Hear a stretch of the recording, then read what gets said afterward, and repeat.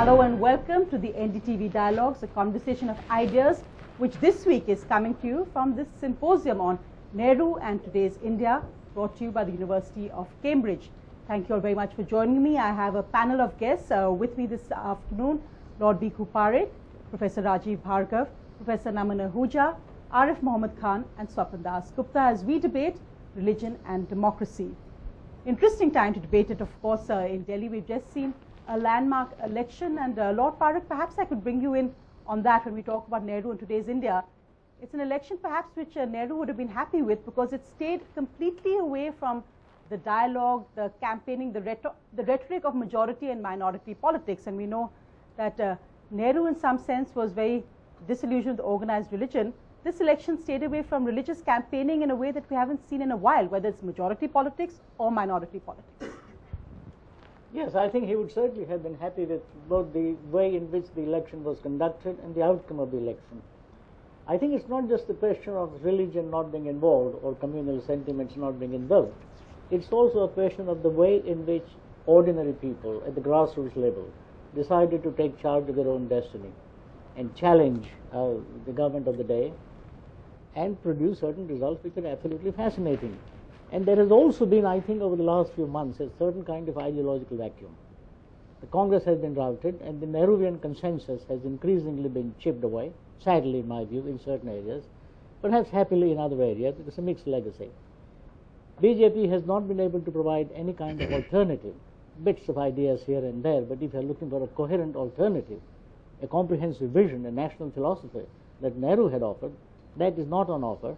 There has been a certain kind of ideological vacuum.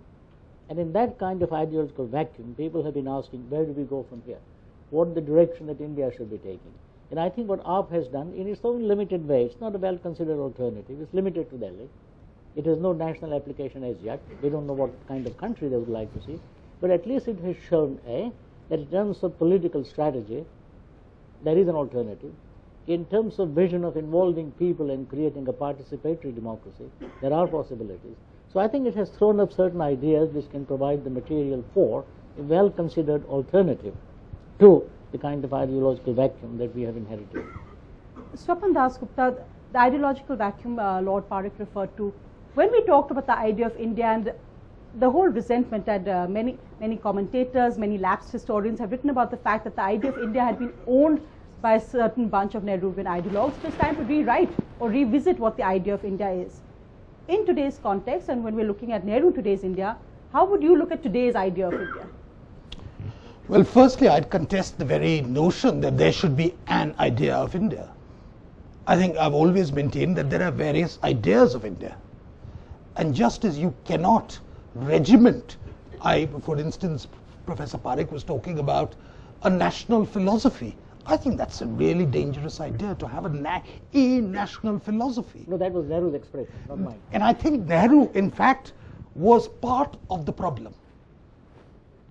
In trying to forge a uniform consensus based on his ideas, if you look, and Rudrangshu Mukherjee has written a fascinating book, well, one among the various books which have been written of late, which talks about how many diverse currents there were in the Congress prior to 1947, and how gradually with the death of Sardar Patel, with the death of Mahatma Gandhi, with the kicking upstairs of Rajendra Prasad, etc., one idea of the Congress came to dominate, and that was Nehru's. And that inheritance was exaggerated, and we got the Nehruvian consensus, which had a remote resemblance to perhaps what Nehru believed. And part of that problem is that it's not that religion and politics should be kept out of public life. It's not pure vision as that. It is that one religion should be kept out of public life and others can organize in another way. That is, those who believe in the majority, that majority should not be a community, but minorities are a community. In fact, that perversion, if I might say so, is enshrined in Article 25.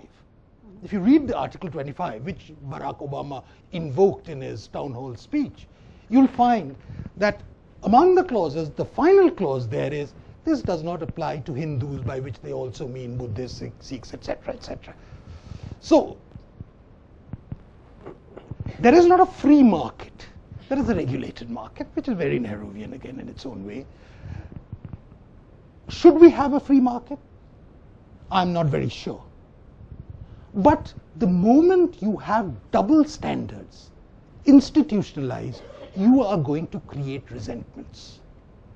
And I think part of the problem today, what we've had in this churning process, is a series of resentments that, look, we've been ignored. Our role is being deliberately marginalized. It may be a false consciousness, as the Marxists put it, but that consciousness is very much real. I mean, I think part of the ARP's success also depends on this fact that common consent, participation, people are being overlooked. So it's one of the series of resentments which make India a very difficult place to govern. Arif Mohammad Khan, since Mr. Dasgupta has referred so much to the perversion perhaps of what the Congress has actually done, and many have pointed, of course, to turning points in the inheritance in the Congress tradition. It included the Shah Banu judgment. I remember when you spoke very vocally, actually supporting the Supreme Court judge. Not Congress interpretation, the Constitution, the values which are enshrined in the Constitution of India.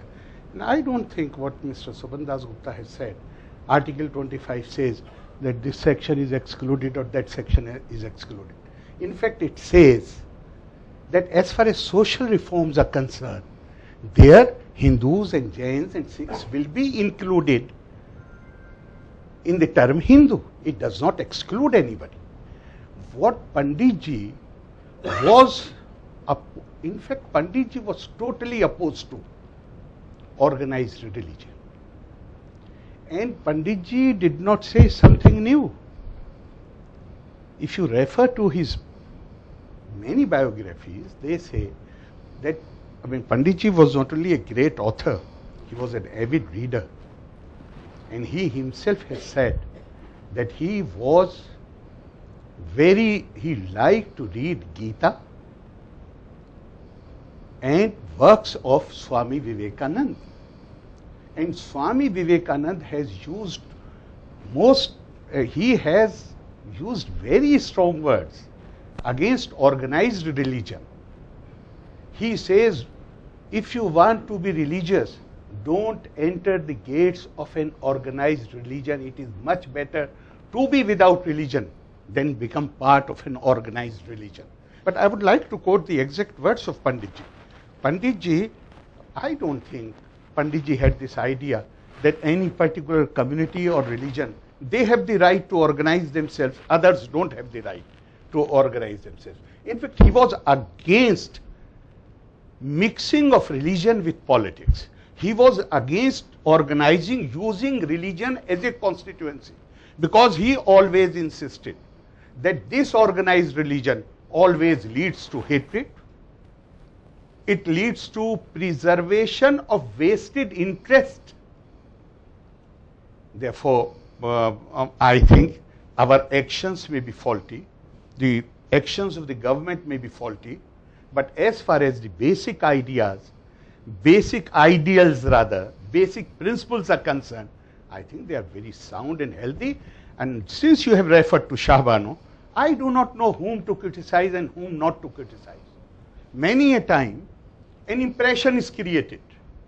In fact, if you may allow me 2 minutes. Yes. When Advaniji wrote his book, then I got some message and I went to see Advaniji. He was very kind.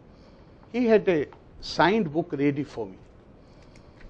I told him, I said, sir, very kind of you. There are so many people who have rang me up and said, Advaniji has praised you very high. I said, thank you very much for using all those kind words. But the facts which you have given of the case are totally wrong. He was surprised. I said, you have tried to project as if in the Congress I was representing one viewpoint and Ziaur Rahman Ansari was representing one viewpoint. I said, that position is not correct. If you recall the media reports, it was Najma Heptullah who was representing the other side. Really, chairman of the Muslim Personal Law Board has showered fulsome praises on her for her role, and that same middle person, I can't call her a middleman, same middle person who was bringing in her house, all these meetings of the Personal Law Board were taking place. And it was she who was arranging meetings with the Prime Minister and others. Today she is even in this government, she is the star person. वो कहते हैं ना कि राजा तो चाहे रावण रहे चाहे विभीषण रहे, रानी मंदोदरी को रहना है. So I don't know whom to criticize. Professor Bhargava, coming on this question, perhaps not the specifics of the Shah Bano case, but I think he made an interesting point. Swapan did as well about the different perceptions now when you look at Nehru, his legacy, and in today's India and today's politics, because in some sense religion is playing a much more prominent role in our democracy than it has in a while. Yes, I will talk about Nehru's views on religion and on secularism. But before that, I want to make it clear that there is no country which can survive, leave alone flourish, without there being a commonly agreed program of or commonly agreed values, which Bhikhu Parekh referred to as national philosophy. It doesn't mean that all the other philosophical viewpoints have to be excluded, that they don't have to be debated, and that there is no reasonable disagreement among them. Nonetheless, we do agree on certain fundamentals. That's what And we the Constitution have, does. that's what the Constitution does. We all abide by the Constitution. And the preamble of the Constitution says that. And this is something that we all agree on.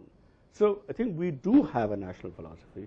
There are alternative national philosophies which want to change the Constitution, which want to change the character of the political system, the character of the state, have greater sort of alignments between the state and religion and so on. That is a competing, and you know, it's because of our great democracy.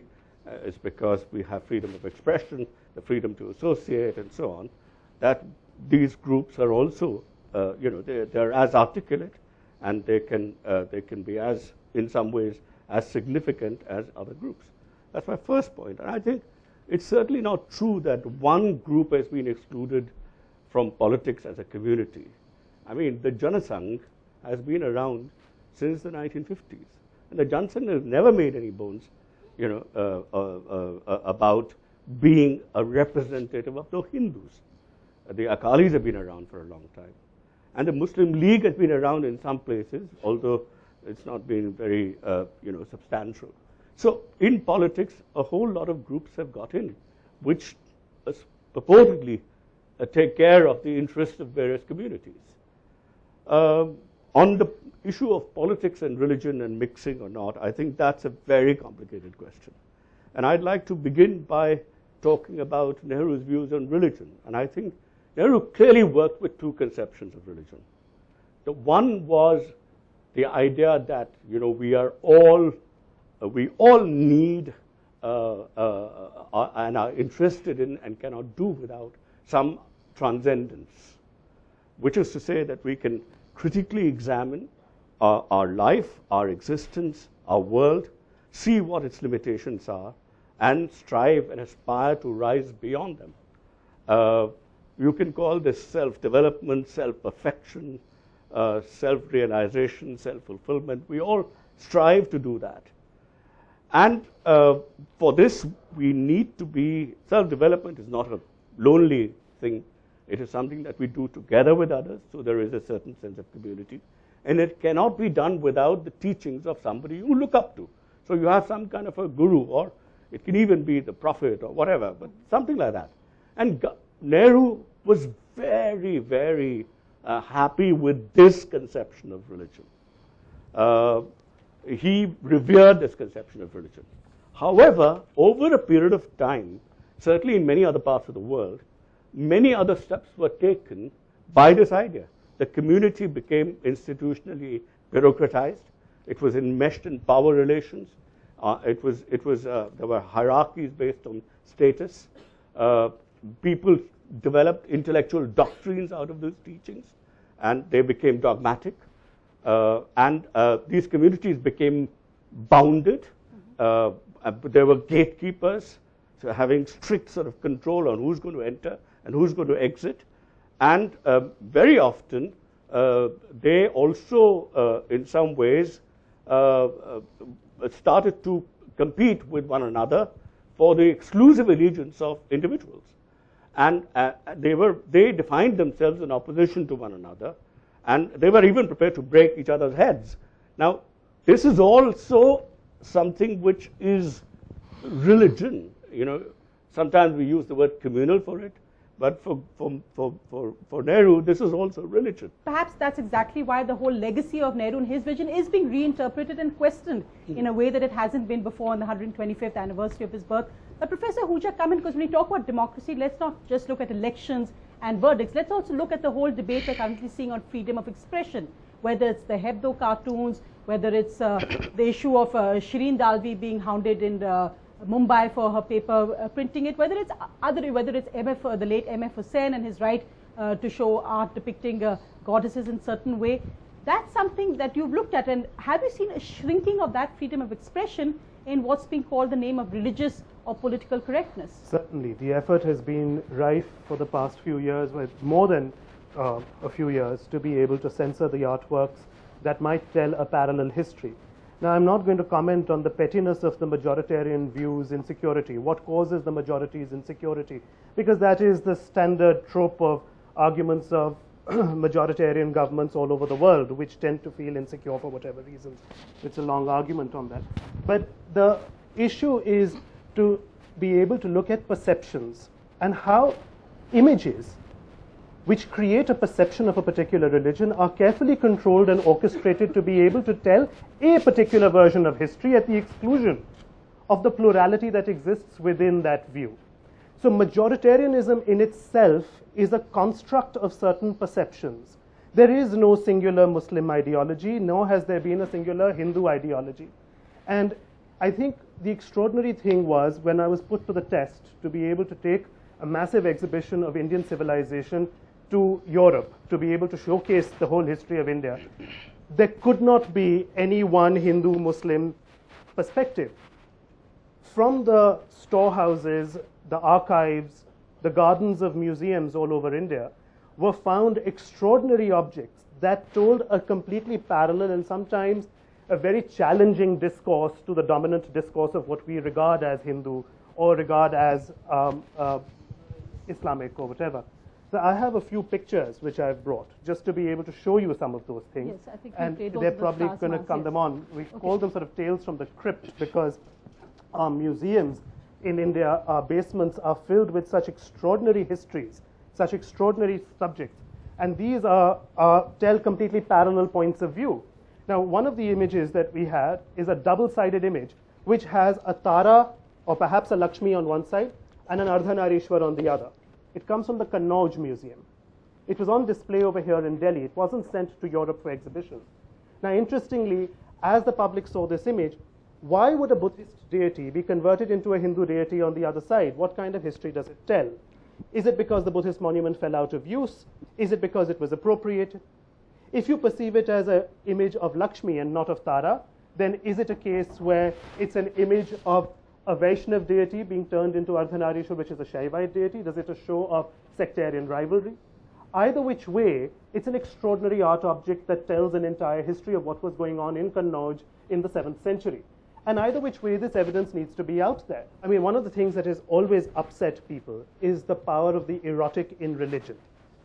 And whenever an artist tries to do something which expresses full frontal nudity or an erotic embrace, we can't talk about it in secular terms unless we cloak it in religion. So bhakti poetry, the Geet Govind, etc. become spaces in which we can talk about eroticism, but we can't talk about it otherwise. And even that space to be able to talk about eroticism in religion is now being censored, and that's being blocked as well, because there is a sort of a puritanism that is coming into the religious discourse. So this extraordinary shivling, for instance, which is rather anatomically correct and is on display in the Bharatpur Museum, is one of the oldest and largest known shivlings. It's 6 feet tall, it's made of sandstone, it's pre-Kushan, it's extraordinary. It wasn't sent for exhibition to Europe.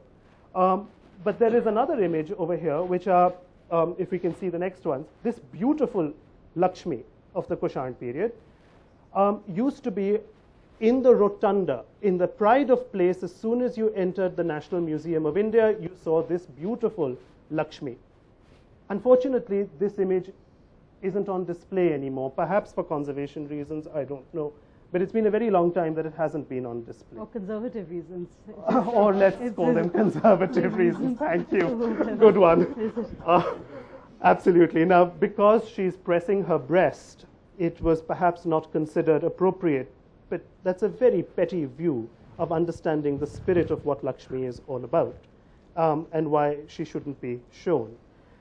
There are other images. If we move, for instance, the National Museum of India has these extraordinary Gita Govind pages, which I couldn't borrow for my exhibition because they were considered too licentious. That as soon as you the start, prophet as well, that there's the same hypocrisy exactly. Sometimes. That when you start actually looking at what the so-called majoritarian, the problem with the majoritarian insecurity is the insecurity is actually coming from a uniform telling of that history of that religion, where the plurality of that religion is not actually being reflected adequately. And if that has to be brought out, for instance, now within Islam, there's a beautiful Masnavi of Rumi's lying in the National Museum's collection that was perhaps collected by one of the sultans of Delhi, and it was painted probably in Herat. It has a colophon that dates it very clearly to that period. And when you open the page, on the facing page, in front of the colophon, the very first folio has a painting of the Prophet. It's a mirage, and it shows the Prophet on Burak riding into the night sky. It was fairly common practice. It wasn't unique in India. It was done it's there in collections and in manuscripts all over the world. The Miraj always has a scene of Jibreel and the other Farishtas surrounding the Prophet while he rides into the heaven. Now, this is a history that we find deeply controversial today. It perhaps was not as controversial in the 15th and 16th centuries. There are mosques which have representations of the Prophet in Iran. But these are from today's point of view. We are not a museum-going people. We are a temple, mosque, and madrasa, and other, we go to seminaries and churches. We learn the history of our religions from places which espouse those histories from religious institutions today. The secular space of a museum is not really being adequately protected to be able to tell the diverse histories of the religions that we have come through. Now, if the museum is empowered to be able to display the kind of things it has, the public perception which we've been talking about will perhaps be a little more tempered, and the majoritarian view might become a little more knowledgeable rather than being insecure perpetually.